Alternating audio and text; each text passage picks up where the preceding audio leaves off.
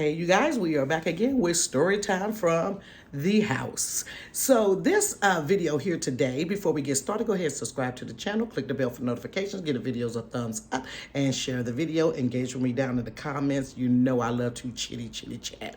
So this one was actually a video that I'm going to do, or it's not a story time, but it's someone had asked me, one of the subbies had asked me, I want to say it was Aisha, I think, maybe. Tell me who you are. I forgot who it was. But they wanted to know what made me do a solo traveling, and then to give I'm going to actually incorporate a fun travel story in this video as well. So how many times, you guys, have this happened to you, this whole scenario that I'm about to show you?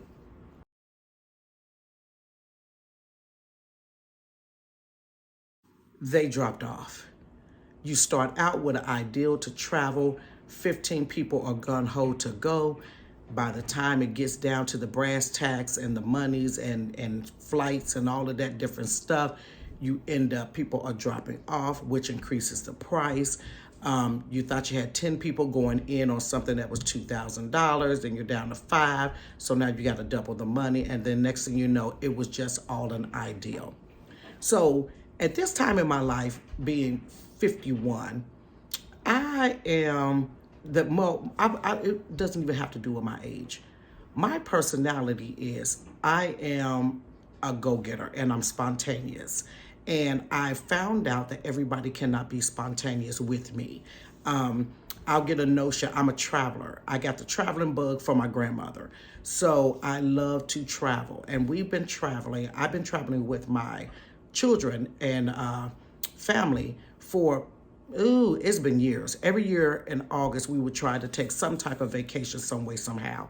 But now that all my children are grown, they have their own lives. They're doing their own thing. Their schedule is what their schedule is. And we can't always come together and travel. And so I thought, and then they probably just tired of hanging out with their mama.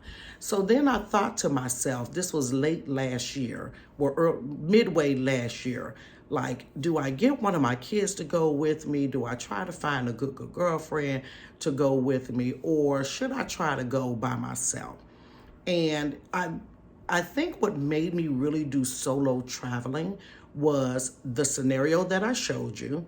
And also, I think as you get older, I know as I get older, I'll speak for myself, I'm more into solitude.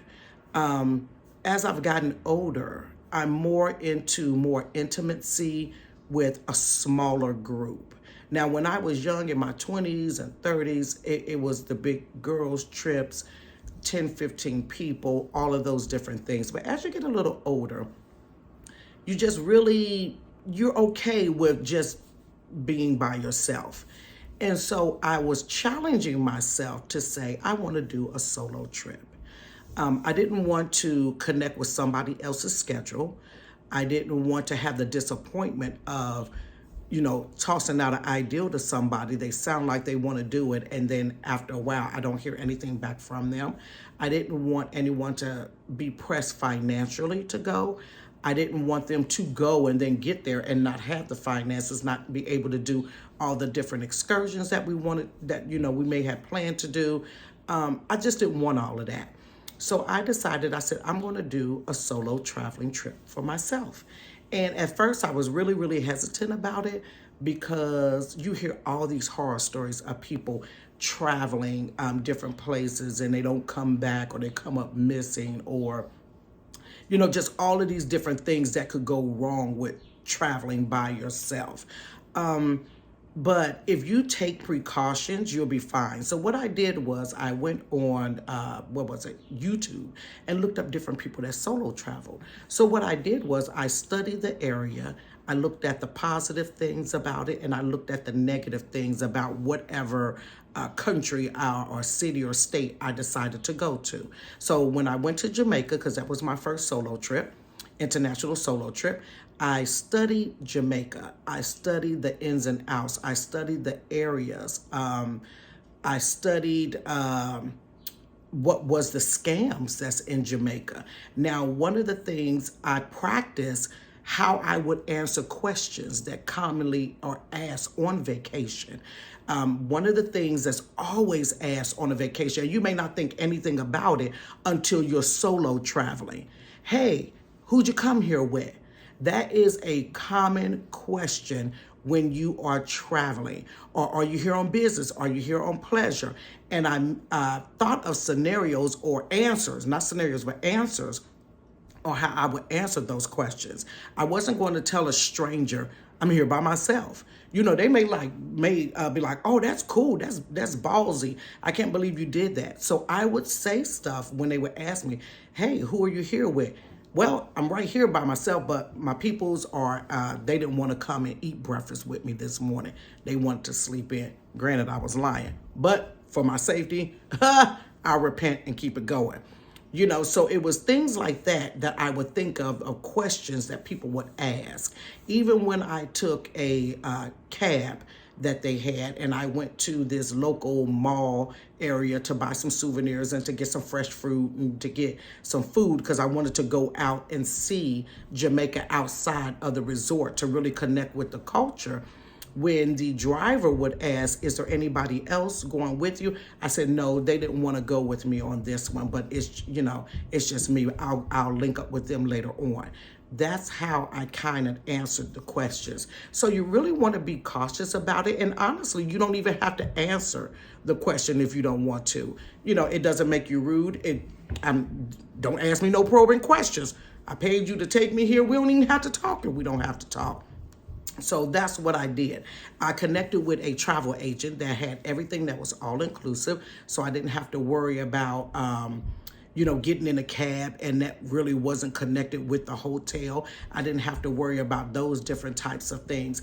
Granted, the cost of it was a little bit higher because now all the expenses are on you. But I prepared myself for that prior to actually going.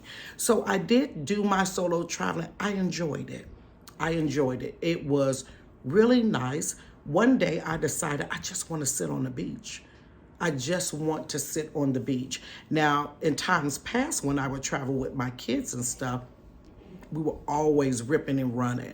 You got 5 days to see everything, and you're running, trying to find, trying to cover all this stuff on your itinerary. And then when you come back from vacation, you're exhausted, or you spend a little bit of time on the beach. And I like the fact that I was in control of my whole entire trip. If that day that I wanted to spend on the beach, I slept in. I could have got up. I heard the music outside because my window was facing where the bar and the pool was. I heard the music and all of that, but I just really wanted to sleep. They had a really, really nice bed, y'all. I wanted to sleep in, and that was okay. But if I was with somebody else, come on, girl, let's get up. Let's get dressed. Get your shower. Come on.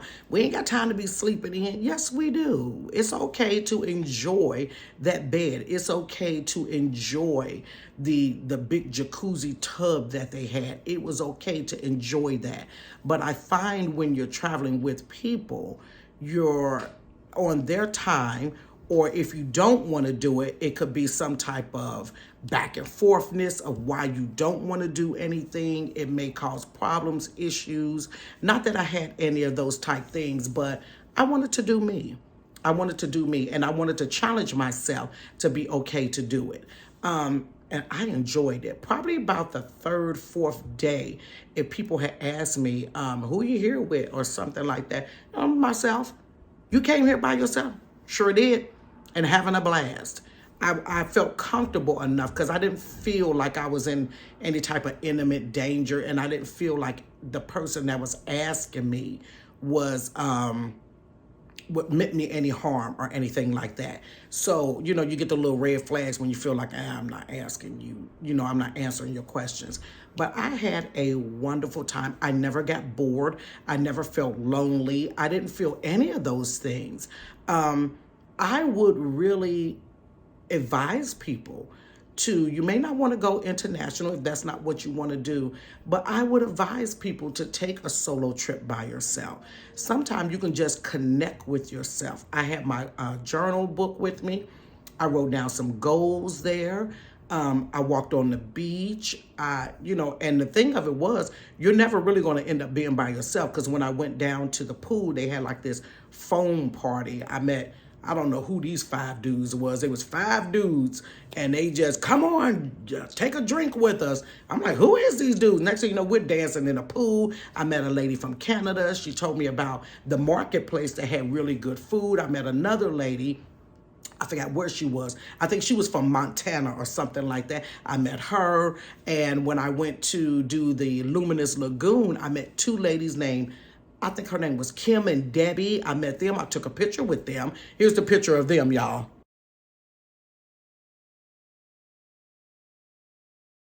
Ladies. Hey! This guy is a mess, y'all. So those are the people that I met along the way. You see the man behind me dancing, honey. Those are the people that I connected with along the way. And then Kim and Debbie, they wanted to meet up the next day to have dinner with me, because we met on the Luminous Lagoon thing. So I had an amazing time.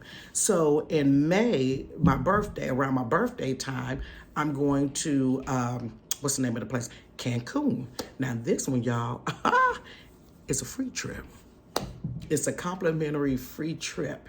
So only thing I have to pay for, well, it's not totally free. Only thing I have to pay for is my flight there, and my flight there, and getting from the airport to the thing.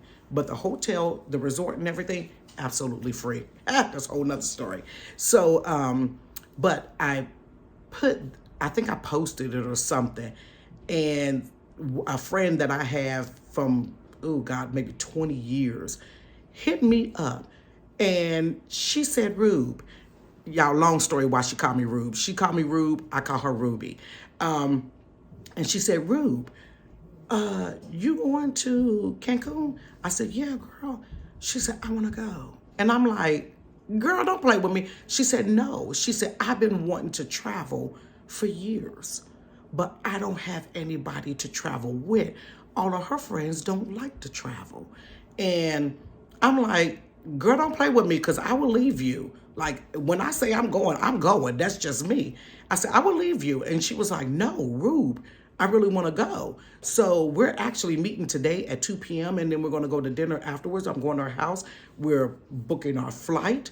We're doing all our planning and everything, and picking our resort that we're going to stay in, and we're getting our dates that we're going to actually go.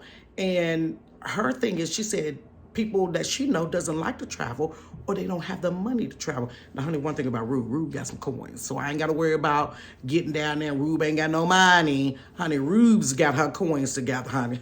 Prosperous black woman, period. So I said, okay, then, girl, let's go. So we're planning that for May, for my birthday time. And then we're planning in December. My vision and her goal, we were just sitting there talking, is to go to Paris, be there on Christmas Day, waking up in Paris in a huge bed with crisp, clean sheets, and opening up the drapes and eating like some crepes and fresh fruit, looking out the window in Paris. And so that is our next trip in December. Y'all, I don't know how I'm gonna get the money to go to Paris. That's why I told you I got me 3 jobs right now, baby. I am hustling my hips. Hustling my hips off, baby. That is gonna be my goal. It has been my goal for years to not spend Christmas doing the same thing at home. I enjoyed years of my grandbabies for Christmas and all that stuff, but it is my goal to be out of town for Christmas. So this year, we're going to be in Paris for Christmas. Honey, I'm going to speak it until we book it. Speak it until we book it. And so that's what really made me do the solo traveling. Do your research. think of questions that people are going to ask you and how you're going to answer them to not let them know that you're solo traveling if you don't feel comfortable saying it. But let your people know where you're at. Everybody knew what resort I was in, all of those different things. I didn't allow any person to come and clean my room. I just got my towels and stuff like that. And I was just cautious. I didn't, connect with any people. There's a lot of people to connect with, especially in Jamaica, honey. I didn't connect with, the guys try to whatever. I didn't do any of those different things. And I had an amazing time. If you are too scared to actually solo travel, then condense it down with just you and one person, and then, take it in state if you want to take it in state. So that was my thing. But I think so going to someone had asked, I think it was Matthew or another person, I don't know. So had asked me what was one of the fun trips that I had. I'm gonna be honest, one of the best trips I think for me that I had was the adventure of driving from Ohio to Vegas. And it took 29 hours. And it was me and my daughter, and we traveled 10 hours every single day. So the first day we traveled 10 hours. We were actually moving to Vegas. So the first day we traveled 10 hours. We stopped off in, I want to say Kansas City, Kansas, Missouri, I don't know. Kansas City. So we stayed in a hotel there in Kansas. And then when we got out of there, we left and drove 10 more hours the next day. So no, I wouldn't say this was the best trip. This was the most scariest trip. I'll say the scariest trip. So then when we left there, we drove 10 more hours. And what we were doing was we didn't book a hotel prior to leaving because we didn't know what state we were going to go in. We didn't know 10 hours is going to land us in like Denver, Colorado. So when we decided that we're going to stop in Denver because we're pretty much getting tired and it's coming up on that 10-hour mark, we would go on Groupon and book a hotel. So we would go on Groupon, we would book a hotel, so we get to Denver, Colorado. So Denver, Colorado, it was a real nice hotel or whatever. Got it off of Groupon, thank God for Groupon. Look, shout out to, was it Groupon or Priceline? It was Groupon. So got to Denver, Colorado. So we stayed there, had a nice breakfast, filled up with gas or whatever. Got in the car to go drive. To go from Denver, and then the next place we ended up was St. George, Utah. St. George, Utah is where all the paparazzi jewelry is made. Now, we could have drove 2 more hours, which would have put us at 12 hours that day and made it to Vegas. But by the time we would have got there, the rent office where we needed to get our keys from would have been closed. So we said, well, we might as well just do it in the morning so we can do everything we need to do and then move our things that we had in the car inside the apartment. Honey, let me tell you something. I've never been to Denver, Colorado. I thought I had seen mountains. I have never seen mountains. Baby, you have not seen no mountains until, I believe personally, till you go to Denver, Colorado. That, once we left Denver, Colorado, we were driving on the highway. It was I-70 West. Take you straight to Vegas, honey. Baby, when I tell you, that was the most scariest drive coming out of Denver, Colorado. I'm going to show you guys some pictures at the end of this video that's going to show you all the mountains. First of all, the mountains was red. So they must get red dirt around there or something like that. Only time I seen some red dirt was down in Alabama or Mississippi somewhere. It looked like red clay, like a brick. Honey, that road, we were driving straight and then the road started inclining, going down. So I guess who originally made this highway but literally bust through mountains. You know, we get on a highway, we don't think nothing about that junk. They bust through mountains, honey, to make this highway. But what we noticed was the further we kept going down, it's like you really couldn't see the sun anymore because it started getting a little darker. But the mountains were going, y'all, all the way up. So you're going down and all you see is two large slabs of red mountain. Y'all, if my daughter was here, she would tell you, it is the most intimidating, frightful thing ever. Flashing lights all on this little rinky-dink highway. The highway was only like 2 lanes. But when you're going this way, whichever, oh, that was west, then the highway was up here. Down here were the people going east. It was one, ain't no straight line, baby. You like this. It's like a snake. You own the S. Flashing lights. If your brakes are burning, pull over. Brakes are burning. Baby, we were riding the brakes because we were so petrified. So they had this big area that you could pull over like this. You know how you could pull over to the shoulder here in Ohio. But this was like a whole big area that you could pull over. And it was saying for trucks to downgrade. But if your brakes are smoking, pull over. Y'all, I have never in my life, I drive like this. Baby, I was gripping. I was on 10 and 2. Gripping that steering wheel. Driving slow as heck because I had never, ever been on that highway before. That highway was so scary. It was fences to the side, like a fence area where you could pull over. The rail on this side, mind you, we're up here. The other part is down here. And level with that, there's a train. So I guess there's a train that'll run like all the way to California or something. But over here, where the cliff is, there was no guardrail. Why wouldn't you put a guardrail up? Honey, so if you veered off, money, you was over, you gonna fall over the cliff. I called my daughter on the phone. She behind me. I said, girl, we got to pull over. We got to pull over, honey, pull over. We pulled over at this little rest stop. No, it wasn't a rest stop. It was like a restaurant area. You know how you exit, whatever. Baby, we got out that car. I needed me 2 cigarettes. Honey, I'm shaking. My anxiety is through the roof. I broke down crying. That's how scared I was on that road. That road was so intimidating. Lights were flashing.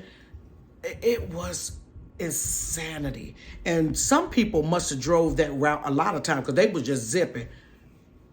Baby, we was petrified. My daughter was shaking. I said, let me get some coffee.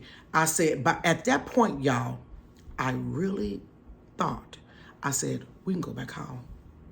We can go back, baby, because I don't got time for this. I don't know who created this road. Maybe a snake built it. But honey, I don't see how we're going to make it through this. I was so freaking scared. So we kept going. We got on there. We took a little 15, 20-minute break. We braced ourselves. We got back on there. And I said, you know what? Just don't look at the flashing lights because the signs made you scared. Was we burning them brakes? We tearing them brakes up, baby. Them brakes was smoking, baby. We was tearing them up. I told her, I said, just brace yourself. Just brace yourself. So we kept driving and kept driving. And then after a while, it smoothed out. And when it smoothed out, we started seeing like all these, what is it? Like lofts and stuff where you can go like skiing. So it looked like a whole ski city. I said, okay, this is probably where people come when they come skiing in Denver or in Colorado. So it was like all this little area. It was real, real pretty. But one thing about I-70, baby, it's a desert. When you keep going so far, you hitting deserts. Now, I don't know what came after Colorado, but whatever state was after Colorado, honey, it was a desert. And let me tell you something. There were signs that said all you seen was tumbleweeds and a couple of them little armadillo things. It wasn't nothing out there. It was beige, it was dead, it was dry, it was thirsty. And you would see some signs that says, what is it?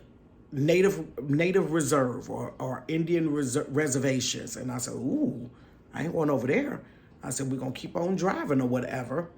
And then you'll see a sign, y'all, that will say, no cell phone usage, no cell phone signal for the next 60 miles.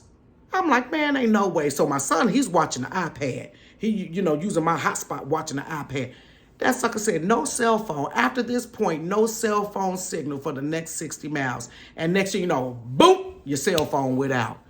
When it said no cell phone usage, you wasn't using your dead. D-E-A-D-D-D-D, dead. It was dead. You had nothing. But then we noticed that there was helicopters flying around. So the helicopters were flying around just in case your car broke down. They would call somebody to come help you because you had no cell phone usage. One iota of a signal out there. So then once you get past, it'll say cell phone usage will start after this point. You get past that, boom, cell phone usage came back on. But then you would hit another sign that said no cell phone usage for the next 100 miles. And I mean everything. You had to hum a song and try to turn on a radio station, and you really wasn't getting them but a bunch of static. You may have, if you got the static, you could probably hear a little bit of a song in between the static. I said, who living out here? And it was people living out. Who living out here? And you talking about off the grid. These people lived off the grid. I'm like, it's no way.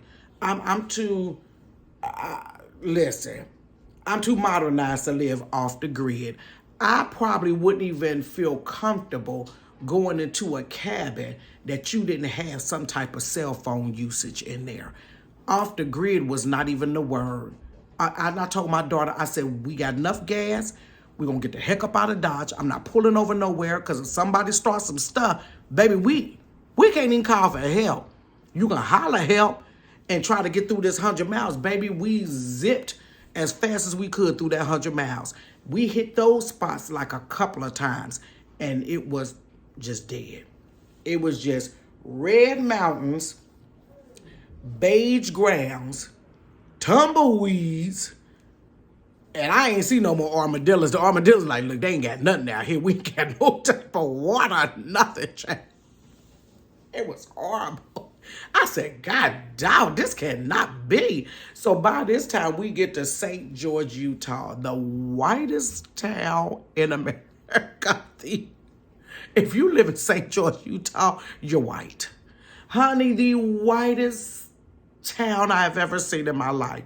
So we went, before we got there, we hit up Groupon. We found a nice little hotel. We were the only black people there. I said, look, let's go over to this little cafe, get us some pancakes, some waffles, and get enough of it because we ain't coming back out in St. George, Utah, because we ain't really supposed to be here, child. So we went to the hotel. The hotel was nice. Everybody was nice. But you know me, I got to, honey, if I'm going to be somewhere, I got to see some pepper. I can't see a whole lot of salt, and I don't see no pepper. Honey, so we stayed in that hotel room. We got up the next morning. They had like a little continental breakfast. We got a little bit of something off that continental breakfast. I called the land guide, the office in Vegas and told them we'll be on our way. We'll be there around such and such time. The guy told me, he said, we'll be expecting you. And we drove maybe, I think at that point, it was probably like 179 more miles to end up getting to Vegas. So we went 179 miles, y'all. Finally got to Vegas and we were exhausted. 29 hours. It was over 2,000 plus miles. We literally drove cross country.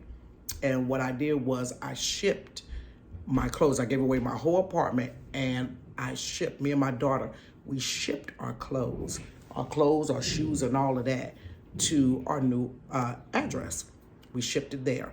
And then when we shipped it there, we probably like a couple of days later, our shoes and everything showed up, but our electronics we had in the car. So mind you, every time we went in this hotel, we had our TVs in there, we had our laptops in there, we had all of our, stuff that we breakable things that we didn't want to ship. We had it all sitting in the car, and we slept, but we didn't sleep that good, because I was like, Lord, don't let nobody break in our car, because they gonna get everything that we got sitting in that car.